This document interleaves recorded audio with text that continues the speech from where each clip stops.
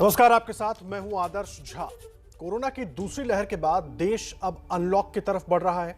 दिल्ली 1 जून से अनलॉक होगी। यूपी के सीएम योगी आदित्यनाथ ने भी कहा है कि राज्य में पॉजिटिविटी रेट 2% तक आ गया है। आखिर अनलॉक का मॉडल क्या होना चाहिए? अनलॉक जरूरी है, लेकिन क्या तैयारी हमारी पूरी है? इसी पर चर्चा करने के लिए हमारे साथ जुड़ रहा है डॉक्टरों का एक बड़ा पैनल। हमारे साथ जुड़ रहे हैं भोपाल एम्स के डायरेक्टर डॉक्टर सरनम सिंह और पटना एम्स के डीन डॉक्टर उमेश कुमार मदानी भी हमारे साथ कुछ देर में जुड़ेंगे। दिल्ली के Rajiv Gandhi super speciality hospital के निदेशक डॉक्टर BL शेरवाल साहब हमारे साथ जुड़ गए हैं और एम्स के पूर्व निदेशक डॉक्टर MC मिश्रा हमारे साथ जुड़ जाएंगे और कुछ देर के बाद हमारे साथ एम्स रायपुर के निदेशक डॉक्टर नितिन नागरकर भी जुड़ेंगे। बहुत स्वागत है आप सभी का sir. Doctor Sarnam Singh sir, चर्चा की शुरुआत मैं आपसे करूंगा। एक बार फिर हम सब ने लॉकडाउन देखा और जो स्थिति देखी हमने इस बीच में कोरोना को लेकर, जिस तरह से भयावह हो गया कोरोना, अब उसके बाद हम एक बार फिर अनलॉक की ओर बढ़ रहे हैं। लगभग सबकी तरफ से, सारे राज्य सरकारों की तरफ से इशारा है कि 1 जून के बाद हम अनलॉक में जाना शुरू कर देंगे। पिछली बार हमने कुछ गलतियां की थी और इस बार अगर अनलॉक करेंगे तो किन किन चीजों की पर ध्यान देना सबसे जरूरी होगा सर, क्योंकि बहुत बुरा दौर अभी हम लोगों ने देखा है। जी आदर्श जी, थैंक यू वेरी मच। और जैसा कि आपने ये जो बहुत फेमस प्रेयर सुनाई है, जिस तरह से उसको बनाया गया है, जी। ये बहुत सब कुछ आई थिंक सारी स्टोरी हमारे कोरोना की हाल बताती है। कहाँ कहाँ गलतियां हुई और क्या क्या हम लोगों ने, देश ने झेला, ये सब कुछ इस प्रेयर में उन्होंने प्रोया है। और ये बहुत अच्छी मेरे ख्याल से सारांश सब चीज़ों का है। ये बात सही है कि इकोनॉमी भी हमको आगे ले जानी है और बढ़ानी है। लेकिन मेरा मानना, मैंने आपके उस पे भी और बाकी जगह भी कहा है कि इकोनॉमी एक ऐसी चीज है जी। जो जिंदगी से बड़ी नहीं हो सकती। हम्म। इंसान जिंदा है तो पुराने जमाने में एक कहावत होती थी, हमारे प्रधानमंत्री जी ने भी कहा था शुरू शुरू में, लास्ट ईयर, हम सब लोगों को याद है कि जान है तो जहान है। जी। लेकिन जिनकी जब जान ही चली जाएगी तो क्या इकोनॉमी और क्या इकोनॉमी ना होना। इसलिए ये बिल्कुल सही है कि ये अंत तक, कभी न कभी तो अनंत तक नहीं रह सकता लॉकडाउन। लॉकडाउन खोलना होगा। लेकिन जैसा मैं अगेन रेफर करूँगा प्लेयर को, उसमें जैसे आपने कहा कि पिछले साल भी ऐसा जी। हुआ और हम सब भूल गए।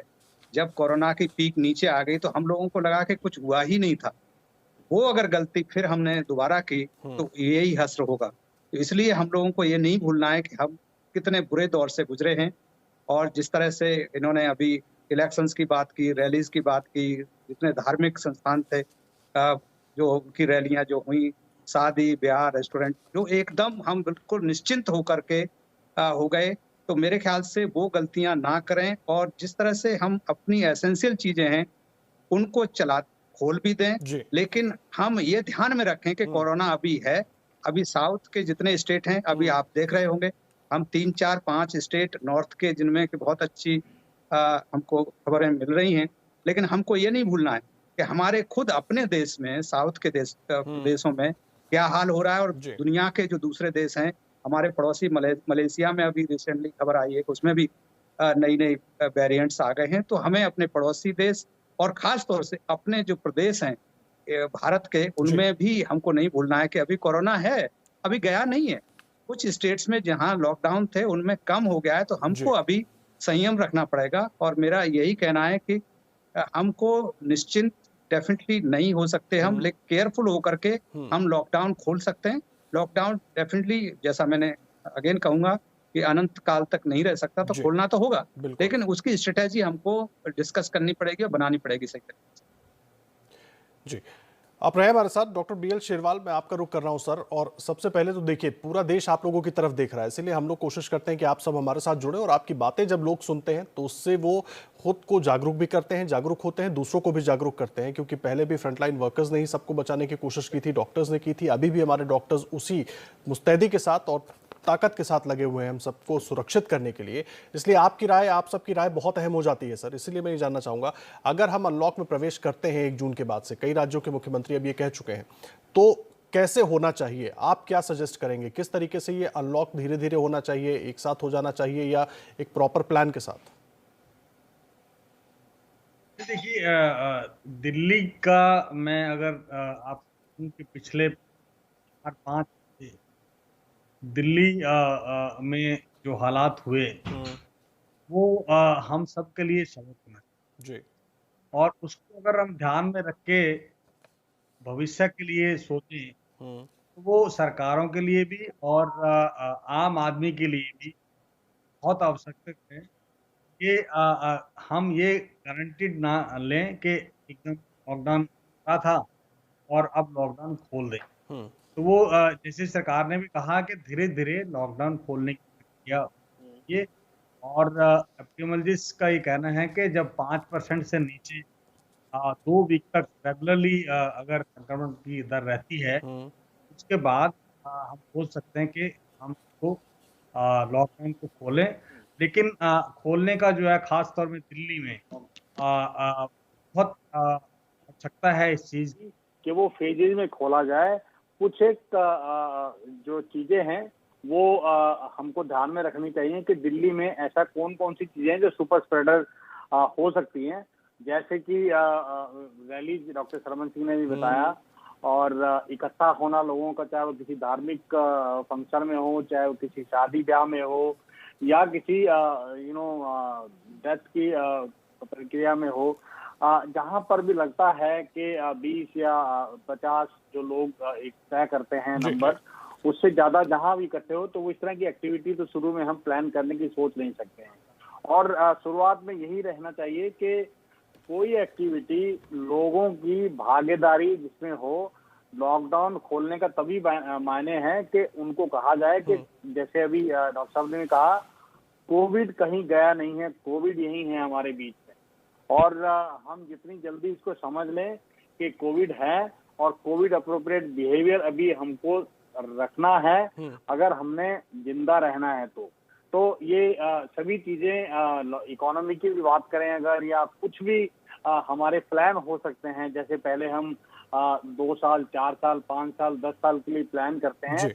लेकिन मैं ये कहूँगा आज वो टाइम आ गया कि आज हम अभी आज के लिए जिएँ और आज के लिए और कुछ आगे की सोचें कि ये कल कैसा होगा और 1 हफ्ता या 2 हफ्ता, 3 हफ्ता, हुँ, ताकि हम जो है आगे का फ्यूचर सेफ आगे की, मैं अपने व्यक्तित्व की बात भी नहीं कहूँगा, मैं जनरेशन की बात करूँगा हुँ। कि बेसिकली हम सबको मिलके ये गवर्नमेंट को सपोर्ट करना चाहिए इस चीज़ जी। में कि हम तैयार हैं और फेजेज़ में ही खोलना चाहिए और जो एक्टिविटी आप बंद करते हैं, बहुत सारे लोगों का ये रहता है कि हमारे फंक्शंस को कैंसल कर दिया गया या हटा दिया गया, जी। हमारी शादी प्लान थी। तो ये सब चीज़ें की जा सकती है जो ठीक है। मेरे को लगता है कि सबसे पहले आप लोग देश का सोचें हुँ, और उसके बाद जो है ना मानवता की जब बात आती है, मुझे ऐसा लगता है कि व्यक्ति विशेष कुछ भी नहीं है उसके आगे। तो मेरे को लगता है कि स्टेजेस में प्लान करना पड़ेगा गवर्नमेंट को कि कौन-कौन से जो कार्य हैं वो अलाउ किए जाएँ, कौन-कौन से बाज़ार हैं वो खोले जा सकते हैं, हुँ। कौन-कौन से एक्टिविटी हैं जिसमें आम आदमी का रोज़ी-रोटी का सवाल है जहाँ वो खुल सकता है। तो वो पिन पॉइंट करना पड़ेगा और धीरे-धीरे करके हम इसको, चाहे वो 2 हफ्ता हो, चाहे 3 जी। हफ्ता हो, 4 हफ्ते में हम नॉर्मल उसकी तरफ जा सकते हैं। ठीक है।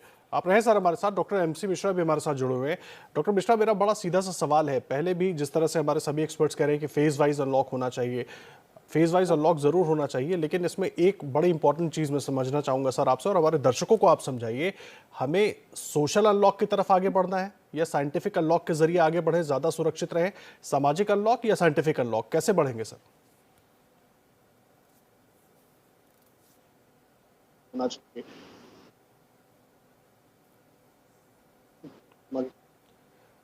डॉक्टर एमसी मिश्रा, आपसे सवाल है सर ये मेरा।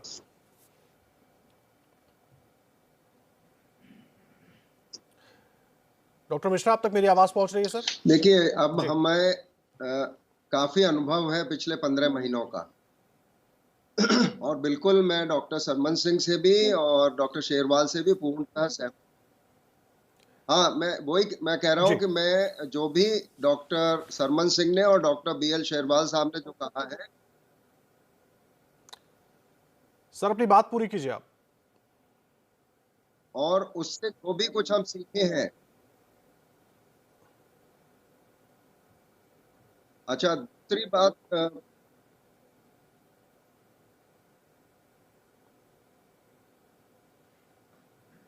उससे मैं पूरी तरह सहमत हूँ और उससे मैं पूरी तरह सहमत हूँ। मैं कहूँगा कि पॉजिटिविटी, जैसे डॉक्टर शेरवाल ने कहा कि 5% के आसपास हो तो खोल दें, तो मैं समझता हूँ इसको और नीचे आने दें, क्योंकि अभी दूसरे राज्यों में संक्रमण दर बहुत ज़्यादा है और भारत इतना बड़ा देश है। हमने देखा महाराष्ट्र में शुरू हुआ, उसके बाद दिल्ली, उसके बाद केरला, उसके बाद पंजाब, छत्तीसगढ़, सभी में चलता रहा। तो इसको एक ऑब्जेक्टिव क्राइटेरिया बना लें कि 1% पिछले फरवरी में कितना था संक्रमण दर, उससे उसको देखें कि उसके बाद देखिए किस तरह से बढ़ा है। ये अनलॉकिंग को बहुत समझ के करना होगा और मैं समझता हूँ थोड़ा ज्यादा लॉकडाउन करना जरूरी है और ठीक रहेगा कम लॉकडाउन के मुकाबले, क्योंकि अभी जो भी हम देख रहे हैं अच्छा संकेत आ रहे हैं वो लॉकडाउन की वजह से आए हैं। अभी वैक्सीनेशन नहीं बढ़ा है उतना जितना बढ़ना चाहिए, तो हम इसको वैक्सीनेशन से भी जोड़ें। जब वैक्सीन की डोजेज अच्छी मात्रा में उपलब्ध हो जाए और हम लगभग 80-90 लाख लोगों को वैक्सीनेशन शुरू कर पाए प्रतिदिन, ठीक है। आई थिंक उस तब हम लॉकडाउन को रिलैक्स करें। अन्यथा अभी चलने अभी देखिए एसेंशियल सर्विसेज सब चल रही है और लोग अपना कोई इतना रोक टोक नहीं है। अगर आप जेन्युइन रीजन से जा रहे हैं और अपना प्रिवेंशन बचाव के उपाय कर रहे हैं, सोशल गैदरिंग तो बिल्कुल बंद होनी चाहिए। अभी देखिए यूनिवर्सिटीज भी नहीं खुल रहे हैं, बच्चे स्कूलों के स्कूल भी नहीं खुल रहे हैं और जिस तरह से कंट्रोल्ड एक्टिविटीज चल रही हैं वही चलनी चाहिए अब कम से कम जुलाई तक। उसके बाद ही हम अनलॉकिंग की बात करें तो बेहतर होगा। अभी जस्ट संभले हैं, अभी संभल नहीं पाए पूर्ण रूप से, जस्ट संभलना शुरू हुआ है जी। और अगर हमने अनलॉकिंग शुरू कर दी तो फिर से अगर संक्रमण बढ़ गया तो ये बहुत बड़ा एक कैटास्ट्रॉफी होगी और उसके लिए हम लोग अभी तैयार नहीं है। जिस फेज से हम गुजरे हैं, बहुत मुश्किल फेज से हम गुजरे हैं, चारों तरफ ऑक्सीजन की कमी, फलानी दवाई की कमी, इसकी कमी, फिर अभी फंगस से अभी निकल नहीं पा रहे हैं हम लोग कि ये संक्रमण जो फंगस का फैल रहा है। तो मैं समझता हूँ जल्दबाजी नहीं होनी चाहिए अनलॉकिंग के लिए। पिछले वर्ष भी हमने पहली मई जून से शुरू किया था अनलॉक।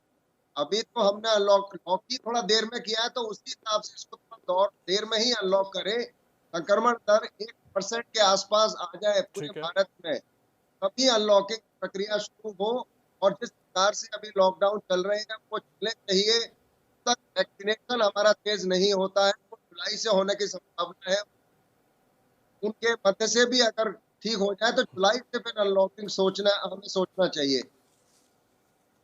ठीक है सर, रहे आप हमारे साथ। डॉक्टर उमेश कुमार भडानी साहब भी हमारे साथ जुड़ गए हैं। आप डीन हैं एम्स पटना के। भडानी साहब, बहुत स्वागत है। सर, मेरा सवाल है, आप सारे एक्सपर्ट्स को सुन रहे थे, आप हालांकि शुरू से हमारे साथ नहीं थे, बीच में आप जुड़े हैं।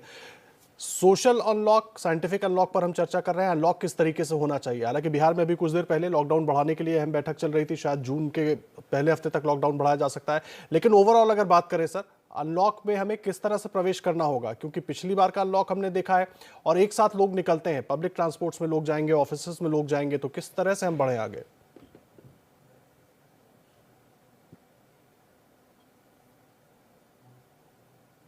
देखिए, आपका कहना सही है कि सोशल और वास्तव में साइंटिफिक दृष्टि से ही सोशल अनलॉक किया जाता है। अनलॉक जो लोग चलना फिरना मिलना जो बंद होता है वो सामाजिक तौर पर ही होता है, लेकिन इसके पीछे एक साइंस है। साइंस ये है कि अगर हम एक साइकिल, मान लीजिए एक आदमी संक्रमित होता है तो कम से कम उसको 14 दिन लगता है, 10 से 14 दिन ऐसा कहते हैं कि उसमें नेगेटिव वायरस उसके शरीर से बाहर निकल जाता है और उसकी संक्रमण क्षमता कम हो जाती है। तो अगर एक साइकिल का लॉकडाउन करें तो वैसे लोग जो दूसरे लोग को फैलाते वो नहीं फैला रहे हैं। इसके बाद अगर दूसरा साइकिल का भी लॉकडाउन कर दें तो और ज्यादा संक्रमण की संख्या कम जाती है। तो वास्तव में साइंटिफिक तरीके से ही लॉकडाउन किया जाता है, सोशल इफेक्ट उसका होता है और हमें जो लॉकडाउन के खराब इफेक्ट होने हैं उसको कम से कम करना है। जैसे बहुत सारे ऐसे लोग हैं जो रोज कमाते खाते हैं, उन पर लॉकडाउन का बहुत बुरा असर पड़ता है। तो उसमें सरकार को और समाज का ये कर्तव्य बनता है कि हम उसके इस क्षति को कम से कम कैसे करें। लेकिन लॉकडाउन वास्तव में एक साइंटिफिक प्रक्रिया ही है, इसका आधार साइंटिफिक है और ये मान के चलते हैं कि जितना ज्यादा संक्रमण को हम लोगों से मिलने को कम करेंगे उतना ज्यादा ही हम इस पर काबू पा सकेंगे। और आज के समय में केवल 3 चीज ही कारगर सिद्ध हुआ है। पर्सनल रूप पे कोविड अप्रोप्रिएट बिहेवियर, जिसमें मास्क, हाथ धोना और दूर रहना।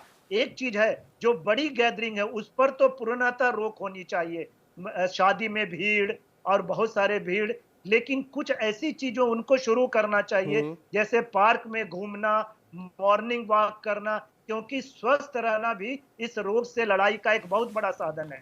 और इसी तरह से तो हमें साइंटिफिक तरीके से सोशल लॉकडाउन करना है, दोनों को हम अलग नहीं कर सकते हैं।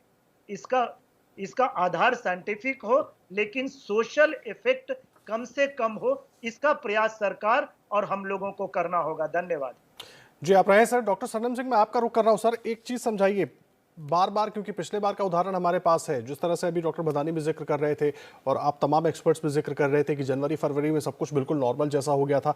अब इस बार जो फेज हमने देखा है उसके बाद लोग, उम्मीद यही है कि थोड़ा सावधानी के साथ निकलेंगे अगर अनलॉक होता है तो, और दूरी का पालन करेंगे, जो कोविड अप्रोप्रिएट बिहेवियर है उसका पालन करेंगे। लेकिन उसके अलावा भी सर स्पेसेस लिमिटेड हैं, लोग दफ्तर जाएंगे या फैक्ट्रियों में काम करने वाले फैक्ट्रीज में जाएंगे, या अगर स्कूल कॉलेज हम आगे खोलने की बात करते हैं, आज एग्जाम्स को लेकर भी चर्चा हुई, तो उस लिहाज से क्या पॉइंट्स में अगर आप समझा सकें, या सरकार को वो कदम उठाने चाहिए कि किस तरीके से करें, थोड़ा इंतजार करके करें, एक एक करके करें, कैसे करें?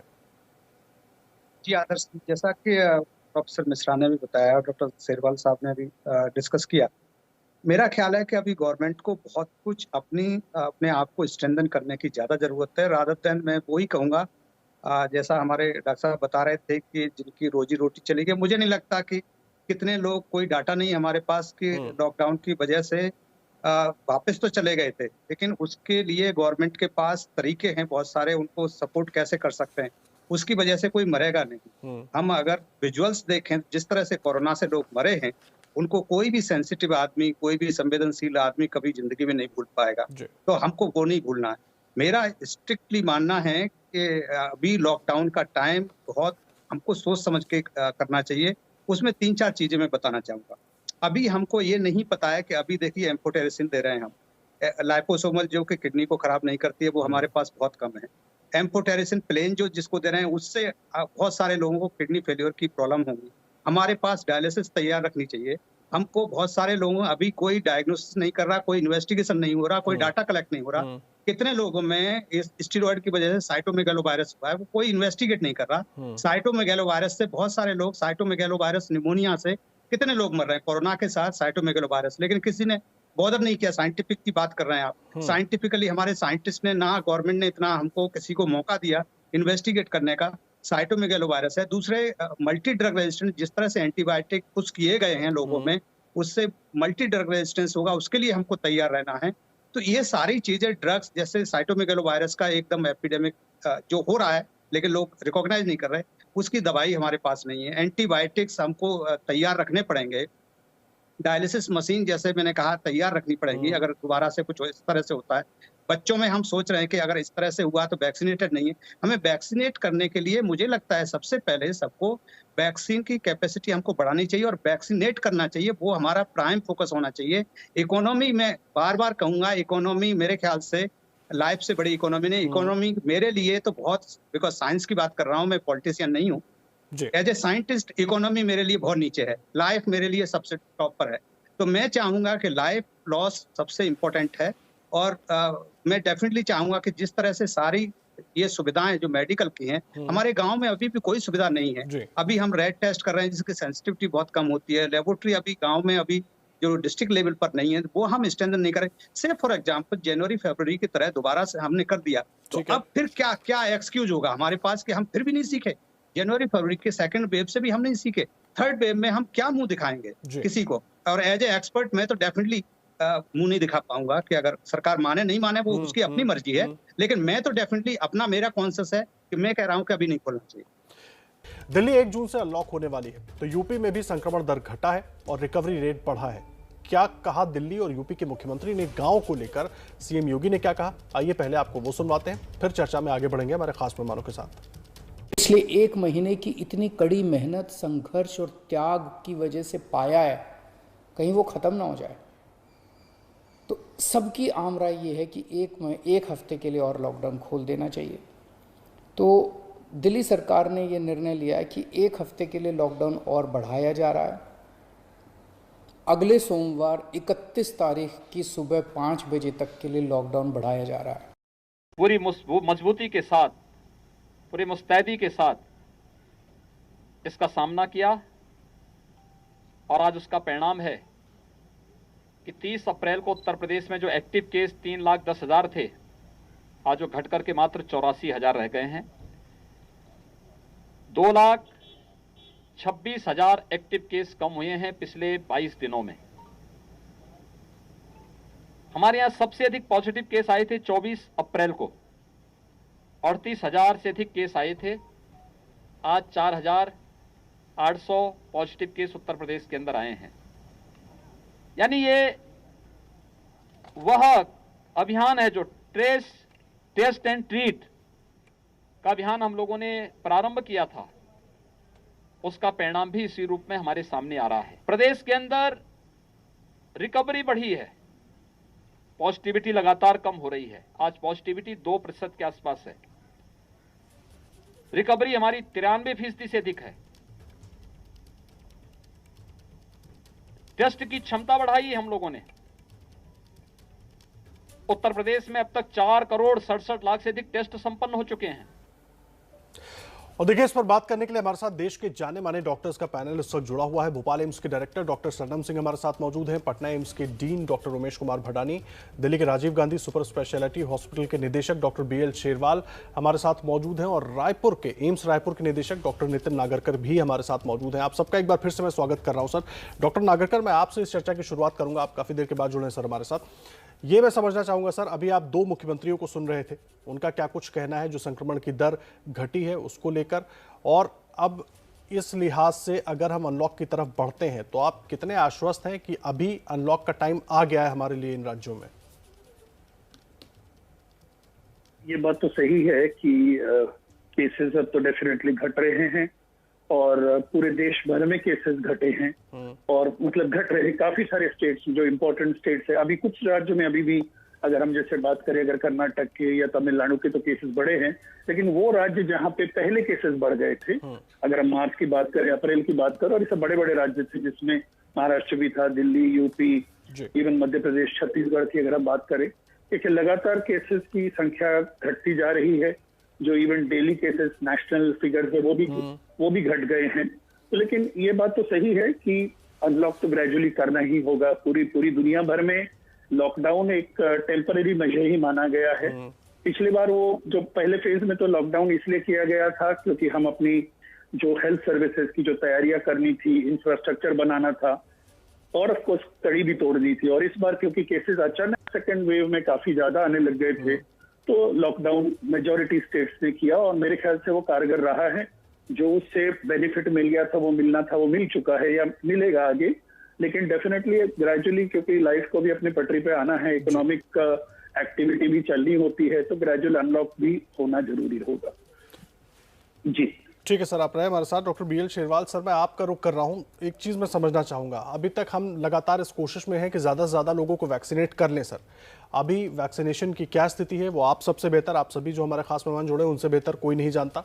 इसीलिए मैं ये सवाल कर रहा हूँ सर, अभी हम वैक्सीनेशन के भी उस स्तर पर नहीं आए हैं कि अपने लोगों को उस लेवल की सुरक्षा दे पाएँ और उसमें फिर हम अनलॉक की तरफ बढ़ते हैं। तो अगर बढ़ते भी हैं तो ऐसे क्या चीज़ें हो सकती हैं जिनका ध्यान सरकारों को भी रखना होगा, लोगों को भी रखना होगा?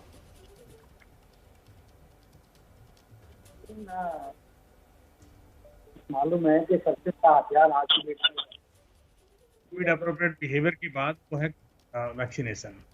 वैक्सीनेशन का आप लोग मालूम है कि वैक्सीनेशन आज की डेट में जो हमारी रिक्वायरमेंट है उसकी आपूर्ति नहीं हो रही है। तो सरकार जो है उसकी हर लेवल पे कोशिश की जा रही है कि उसको कैसे बढ़ाया जाए।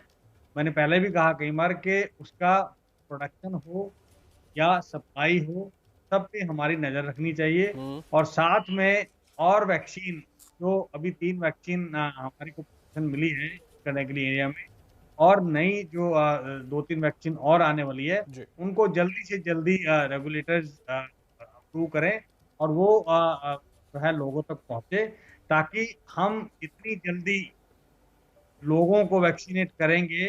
वही एक रास्ता है बेसिकली हमें तुरंत लॉकडाउन की तरफ ले जाने के लिए। अगर दोनों, एक तो सेल्फ इन्फेक्ट जो हमारा अभी नेचुरल इन्फेक्शन, दूसरा वैक्सीनेशन, जी। दोनों को मिला के अगर हम इस लेवल तक पहुंच जाएंगे कि जिसको हम हर्ड इम्यूनिटी कहें, तो हमें कोई दिक्कत नहीं है। फिर जैसे अभी आज कल मैं पिक्चर देख रहा था यूएस में, प्रेसिडेंट हाउस का, कि नॉर्मल जैसे 2 साल पहले की जी। पिक्चर बिना मास्क के, तो वो हम आज की डेट में सोच नहीं सकते। और उसके लिए मेहनत करनी पड़ेगी सरकार को भी और आम जनता को। ठीक है, आप रहे शेरवाल साहब हमारे साथ। डॉक्टर मदानी, मैं आपका रुख कर रहा हूँ सर। मैं एक चीज़ समझना चाहूँगा, कोरोना से तो हम जूझ रहे थे, अब हम अनलॉक की बात भी कर रहे हैं और बहुत जल्दी अनलॉक होना शुरू भी हो जाएगा। लेकिन इस बीच कोरोना के अलावा black fungus, white fungus, corona के बाद जिस तरह की दिक्कतें लोगों को हो रही हैं, वो समस्याएं भी हमारे साथ हैं सर, और दवाइयों की दिक्कत है।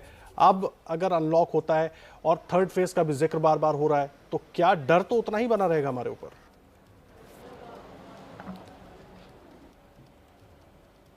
देखिए, दो चीज मैं एक लोगों को कह देना चाहता हूं कि कोरोना तो छूत की बीमारी है, वो एक आदमी से दूसरे में फैलता है।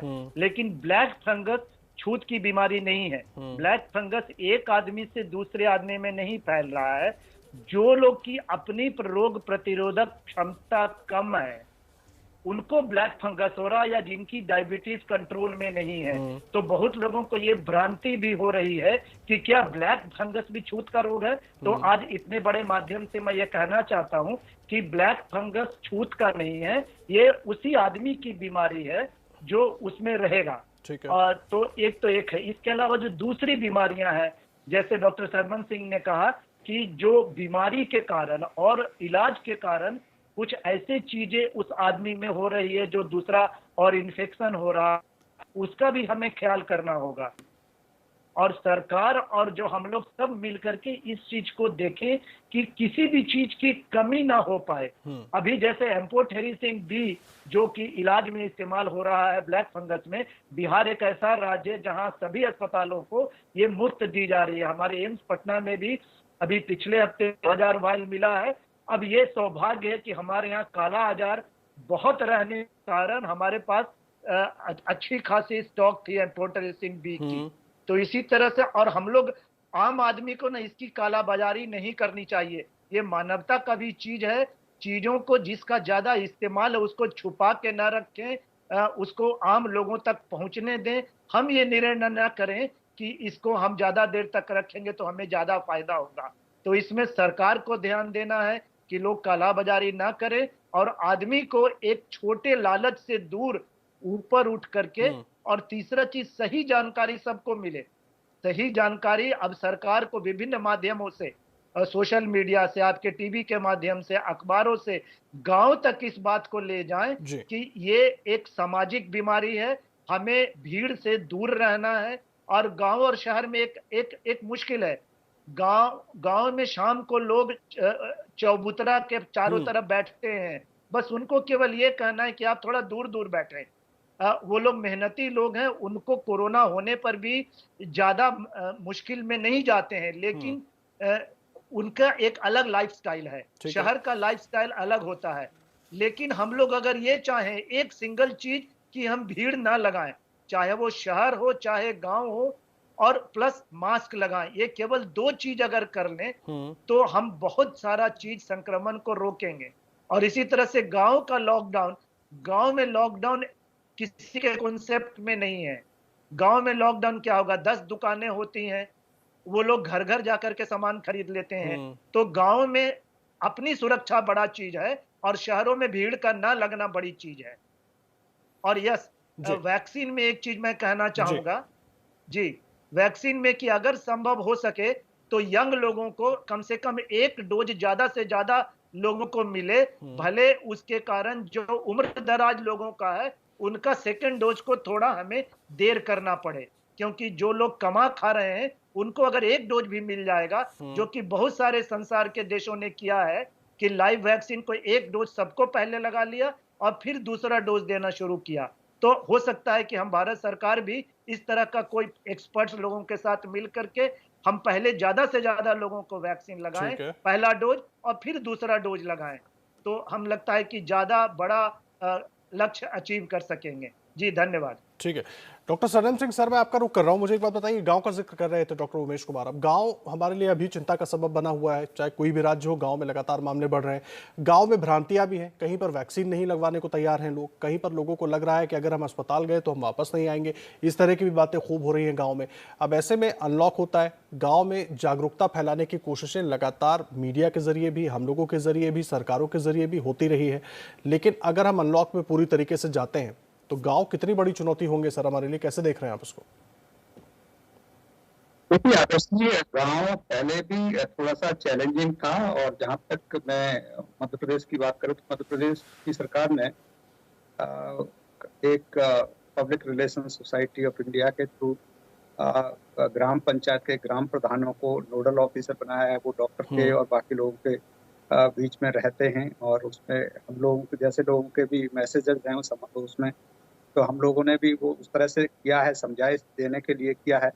तो गांव में अभी सबसे बड़ा भ्रम यह है वैक्सीन और टेस्ट का है, और मास्क थोड़ा सा लोगों में जागरूकता आई है, लेकिन अभी वैक्सीन के प्रति लोगों में बहुत भ्रांतियां हैं कि वैक्सीन लगवाने से बहुत सारे लोगों का मानना यह है कि उनकी डेथ हो जाएगी, या जो उनको दोबारा से कोरोना हो जाएगा। बिकॉज कुछ केसेज ऐसे हैं, वो बेशक चाहे उनको भीड़ में वहाँ लाइन में लगने से हुआ है, जो भी हुआ, लेकिन उनको लगा 2-4 मैसेज ऐसे आपस में उनके वर्ड ऑफ माउथ बहुत ज्यादा जाता है गांव में, तो उनको लगा कि वो वैक्सीन लगवाने गए, वैक्सीन के दूसरे दिन उनकी जो कोरोना हो गया और उनकी डेथ हो गई। तो इस तरह की उनको एक्सप्लेन करना पड़ेगा। वो शायद कहीं ना कहीं हम लैग कर रहे हैं, तो जाकर के एग्जाम्पल, स्पेसिफिक एग्जाम्पल, जिस तरह से आज की आपकी थीम है कि साइंटिफिक होना चाहिए कि सोशल होना चाहिए, तो साइंटिफिकली हमको with proof, with analysis, with data हमको बताना पड़ेगा और उनको समझाना पड़ेगा। लेकिन समझाने के साथ ही साथ मैं बार बार ये बात कहूंगा कि वैक्सीन की जो कमी हो रही है वो दुर्भाग्य से चिंता का विषय है। वैक्सीन को, जैसे डॉक्टर शेरवाल ने कहा, हम बार बार कह चुके हैं, आपके बहुत सारे वक्ता दूसरे भी कह चुके हैं कि हमको वैक्सीन का प्रोडक्शन बढ़ाना पड़ेगा, प्लस हमको जो बाहर से जो वैक्सीन है उनका इन प्रिंसिपल अप्रूवल, जहां तक मेरी इंफॉर्मेशन है, लगभग 3 सप्ताह पहले मिल गई थी, लेकिन अभी तक वो ग्राउंड पर नहीं हुआ है। क्यों नहीं हुआ है? स्पुतनिक हम फर्स्ट वीक ऑफ मई में सोच रहे थे, लेकिन नहीं हो पाया। तो एक बात ये बहुत जरूरी है कि वैक्सीन के लिए करना पड़ेगा, और हमको तैयारियां अपनी सारी रखनी पड़ेंगी। इनकेस इस तरह से होता है तो क्या करना चाहिए। लॉकडाउन का जहां तक सवाल है, मैं बार बार कहूंगा कि देखिए, रैलीज चाहे वो धार्मिक हो, बिकॉज कई बार लोग आपके माध्यम से भी टीवी पर बहुत सारे एक्सपर्ट होते हैं, हम लोग राजनीतिक नहीं है, और लेकिन हम लोग झिझकते हैं कुछ बात कहने में। लेकिन मुझे इसमें कहने में कोई सर, एक एक्सपर्ट के तौर पर आप अपनी बात कह सकते हैं, क्योंकि वो मरीज आते हैं आप लोगों के पास ही है, और आप ही लोग वो लोग हैं जिन्होंने पहले फेज में भी और इस फेज में भी सबको बचाने का काम किया है। सर बिल्कुल धार्मिक, बिल्कुल जिस तरह से हमारा जो हुआ, हमारा एक, मैं नाम नहीं लूंगा, आप सब जानते हैं कि जो धार्मिक जो ऑर्गेनाइजेशन की मैं बात कर रहा हूँ, वहां से मध्य प्रदेश में भोपाल में हमने टेस्ट किए, 99% जो भी नहा के वहां से आए वो 99% पॉजिटिव हुए। तो इस तरह की जो, और उस तरह से एक कोई आपके धार्मिक आदमी कोई अगर ये कह दें कि नहीं कुछ नहीं होगा, गंगा माई ये कर देगी, तो इस तरह की चीजें मेरे ख्याल से फ्यूचर में नहीं होनी चाहिए। वो किसी धर्म के हो सकते हैं, तो इस तरह की चीजें नहीं होनी चाहिए। एसेंशियल चीजें हैं जितनी करने चाहिए वो खोल दें। रेस्टोरेंट में चाहूंगा कि अभी डिलीवरी वाला हो जाए, लेकिन सिट इन वाले रेस्टोरेंट मुझे लगता है, बिकॉज जब हम मास्क उतार देते हैं, जब खाना खाते हैं, चाय पीते हैं, वहाँ हंसी मजाक भी होती है, तो रेस्टोरेंट में चाहूंगा कि लास्ट में होने चाहिए, सिनेमा हॉल एंड रेस्टोरेंट। और ये रैली जितनी है, चाहे पॉलिटिकल हो, सामाजिक हो, किसी तरह की हो, गैदरिंग, ये 2 चीजें मेरे ख्याल से लास्ट में बहुत बिल्कुल एंड में खोलनी चाहिए। बाकी एसेंशियल चीजें हैं, जिस तरह से डिलीवरी एंड ऑल दिस, वो खोली जा सकती हैं। तो उस तरह से लॉकडाउन इन फेज मैनर होना चाहिए। ठीक है, अहम बात आप कह रहे हैं सर। डॉक्टर शेरवाल, मैं आपका रुख कर रहा हूं। सर, मैं एक चीज समझना चाहूंगा, अनलॉक में हम जा रहे हैं, एक अहम सलाह एक्सपर्ट के तौर पर, क्योंकि पहला फेज, दूसरा फेज, अभी भी जो स्थिति है मरीजों की आप लोग बहुत अच्छे से देख रहे हैं, उनको बचाने की कोशिश, हर संभव कोशिश कर रहे हैं। एक सलाह एज अ एक्सपर्ट सरकार को क्या देना चाहेंगे गांव के लिए और शहरों के लिए? सर देखिए, गांव के लिए अभी मैं यही चाहूंगा कि हमारे गांव अभी मेडिकली इतने सक्षम नहीं हैं, तो अब हमें टाइम है, और जो चीज़ें अभी हमने अर्बन एरिया में देखी है, और जो मंजर हमने देखा अभी कुछ दिन पहले, तो वो ना हो, उसके लिए हमारे को पहले से ही गांव में टेस्टिंग के इंतजाम, और उसके बाद इलाज के लिए हर हॉस्पिटल में जो भी CHC या PHC हो या टेम्परेरी कोई स्ट्रक्चर बनाया जा सकता है, पहले से ही वहां पर है, क्योंकि बहुत दूर दराज के गांव ऐसे हैं जहां से ट्रांसपोर्ट करना बहुत मुश्किल है, और उनको अगर ऑक्सीजन सैचुरेशन जो हम बात करते हैं कि इतने परसेंट हो जाना होगा तो आप अस्पताल आइए, तो उनके पास कोई चॉइस नहीं है। तो वो बहुत जल्दी मेरा रिक्वेस्ट यही है सभी सरकारों से कि जो दूर दराज के गांव में उनके वहीं पर ही स्वास्थ्य सेवाएं मुहैया कराई जाए और टेस्टिंग के इंतजाम किए जाएं। मैं मानता हूं कि RT-PCR वहां पहुंचना मुश्किल है, या अगर सिंपल एक रैट टेस्टिंग भी वहां हो जाए तो उसके कारण भी काफी हम ट्रेसिंग कर सकते हैं। और लोगों को अवेयरनेस एक बहुत इंपॉर्टेंट काम है, गांव में अवेयरनेस की कमी है, चाहे वो वैक्सीन लगाने के लिए हो या बीमारी को रोकने के लिए हो। और एक बहुत अच्छा मैं कुछ करूंगा कि डॉक्टर उमेश ने भी कहा था, ब्लैक फंगस के लिए बहुत ज्यादा शोर मचा हुआ है। एक तो ब्लैक फंगस को हम ब्लैक फंगस पता नहीं क्यों कहते हैं, ये ब्लैक फंगस नहीं है। म्यूकोरमाइकोसिस एक्चुअली ब्लैक फंगस नहीं होती है। दूसरा, ये इन्फेक्शियस डिजीज नहीं है, तो ये बहुत इम्पोर्टेंट है। ये पहले भी होता था, लेकिन अब ज्यादा नोटिस में इसलिए आया कि बहुत ज्यादा संख्या में लोगों को स्टेरॉइड दिए गए। ऐसा नहीं कि वो गलती से दिए गए, वो जानबूझ के दिए गए और वो लाइफ सेविंग है इसलिए दिए गए। लेकिन इसके लिए मैं डॉक्टर कुलीग को यही सलाह दूंगा कि उसको जो है मॉडरेशन में रखें, और साथ में साथ जो हमारा शुगर लेवल है वो पेशेंट्स का मॉनिटरिंग जरूर करें, और खास तौर पे जब घर जाएं पेशेंट, वो अपना शुगर लेवल मेंटेन करें।